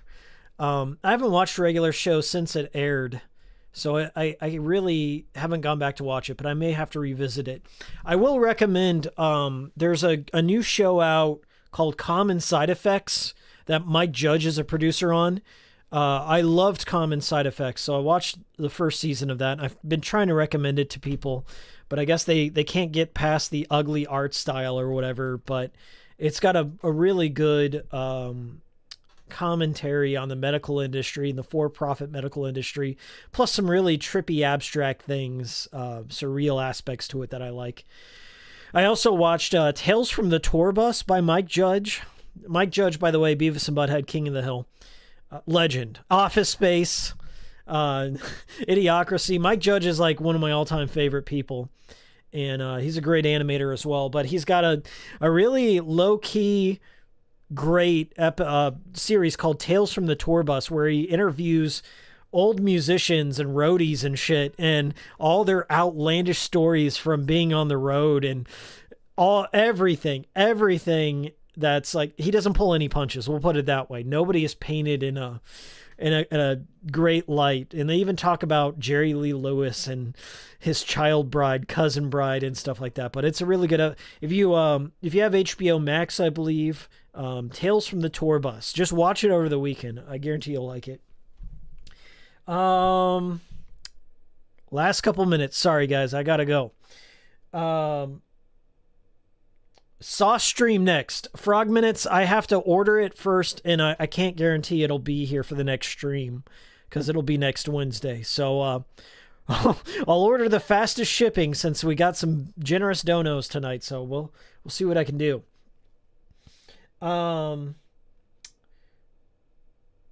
Indy Cow said Mike Judge made a new show. He stars, he's a producer on Common Side Effects, and he's also a voice actor in it as well. And then he also has Tales from the Tour Bus, which I recommend. And then he's also doing a King of the Hill revival, which sucks because like 3 of the prominent cast members are dead. Dale Gribbles, voice actor. Lucky, who was Tom Petty. And Luann, of course, was Brittany Murphy. And sadly, they're all dead. But you still have Stephen Root. You still have Mike Judge. I'm sure he wouldn't do it if he didn't think he had a good idea for it. So I'm hoping for the best on that one. All right. Smeen Boy says, didn't know there's a new Mike Judge show. I need to see it. Yeah, everyone go watch Common Side Effects. That's my adult cartoon recommendation for the stream. Folks, thank you so much for watching tonight's cool stream. This one's for I think is one of my better streams that I've done. I've done a couple of sweary streams. There's the Deadly Premonition Pickle stream. You can go watch that. The more recent D4 stream was a lot of fun. I don't know if I can keep up the quality the same way, but if I have an idea like this, I'll try and promote it a bit better. But I appreciate all of you who showed up. Appreciate everyone in the archive. Thanks for all the donos. I gotta order some sauce, so I'll see you all next time. Billy, don't sue me. Don't sue me. This was a public event, and I feel like I didn't say anything out of school. So Billy, if you're watching this, shout out to Billy. It was nice meeting you 10 years ago. Hope to see you again. Bye-bye.